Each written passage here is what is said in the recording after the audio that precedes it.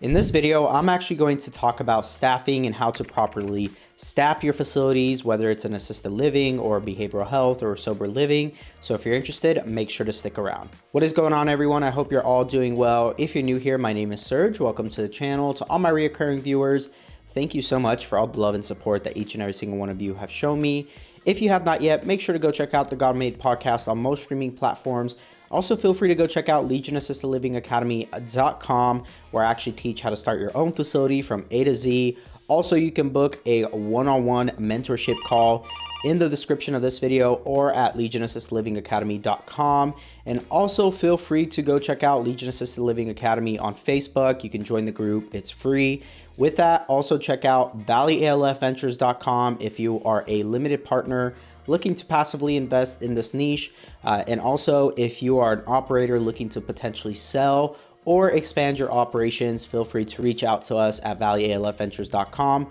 Also, we do provide placement in the Phoenix metro area. So if you or any of your loved ones or someone you may know in the Phoenix metro area that needs placement, feel free to reach out to us. And with that being said, let's go ahead and jump into the topic of this video. Staffing is something I get asked quite frequently about, and it's something that is actually another big hurdle in this business and a bottleneck for a lot of operators. And so I'm going to discuss the differences between staffing your residential assisted living and what that consists of versus like behavioral health, and also kind of the staffing ratio to caregiver or caregiver ratio to resident ratio in each scenario, also for sober living. So let's hope that this actually provides a ton of value for you guys. And if it does, make sure to actually hit the like, comment, and subscribe, share this video. And so let's go ahead. Let's talk about the caregivers. So the caregivers are a very critical part of assisted livings, right? It's either going to be CNAs, med techs, and caregivers. These are the three critical key personnel in assisted livings. You also have the administrator or the manager, but let's talk about the key personnel of caregivers and med techs and CNAs, and kind of what the differences are, how the schedule would look like for these individuals. So most assisted living facilities are licensed up, from 6 to 16 beds, right? And so what kind of ratio would you want to have per resident? So what most facilities do when it comes to staffing, especially in the assisted living space, is 1 caregiver to 5 residents. So you guys can do the math there. Now, if you have 10 residents, you're going to have 2 caregivers. Now, that's during the day. So most facilities actually staff their 10 beds or more to up to 16. They'll have 2 caregivers during days, and they may have a chef that comes in and cooks for breakfast, lunch, and dinner.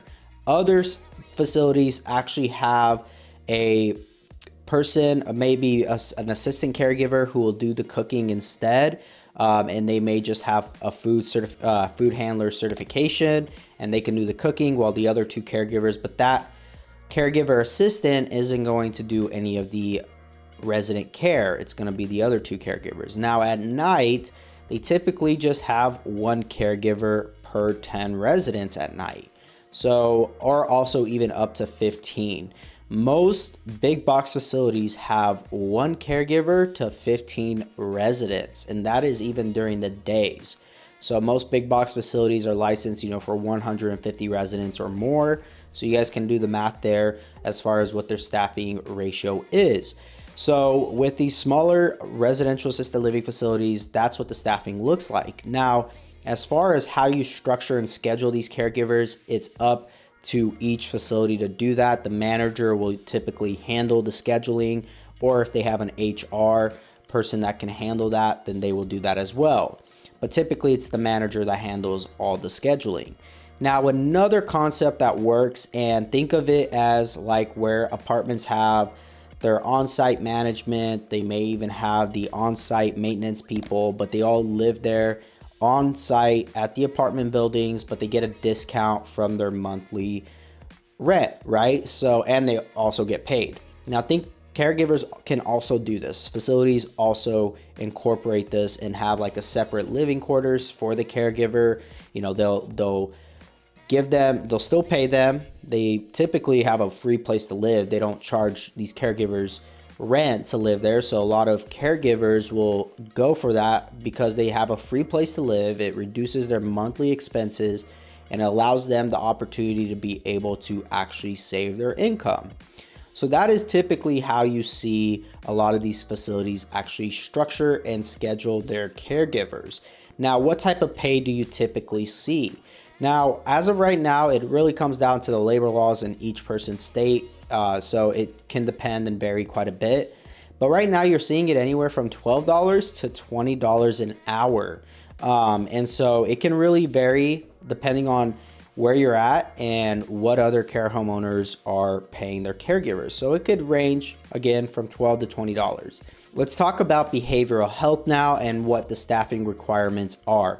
Now, for behavioral, you actually need one behavioral health technician, which is kind of the quote unquote caregiver for behavioral health, is one behavioral health technician to 2 patients. So typically you'll see quite a bit, of behavioral health technicians, and staffing goes up a lot more with behavioral health, given the fact that you're handling individuals who have behavioral and their behaviors can vary so much that things can kind of get out of hand if something happens. So there are a lot more staff that needs to be in place for a behavioral health operator versus like an assisted living where you can get away with 1 caregiver to 5 residents, whereas with behavioral you have to do 1 to every 2.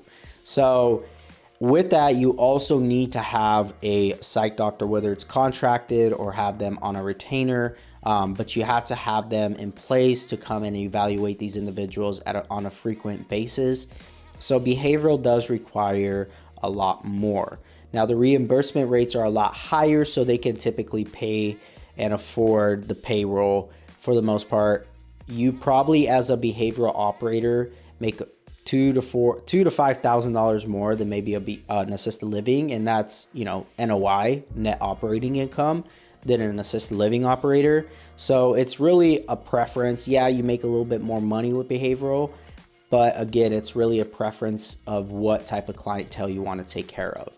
Now, thirdly, you got sober living. Sober living is a lot more laid back in regards to staffing. You really only need 1 house manager to be there on site 24/7, and typically that individual is a recovering addict of some sort, and he gets promoted to being the house manager and he oversees everything there. And then you may have whether you do food service delivery or you have a cook actually come in and do some of the cooking. So sober living is a lot more simple, but also the reimbursement rates aren't nearly as high. Therefore, your NOI is not nearly as high. So with that being said, I hope that this video provided you guys some value and that it gave you guys some insight on how the staffing all works within these different types of facilities. If it did, make sure to like, comment, and subscribe. Also, feel free to go check out legionassistedlivingacademy.com, and also feel free to check out Valley ALF Ventures. And with that being said, I will talk to you all in the next one.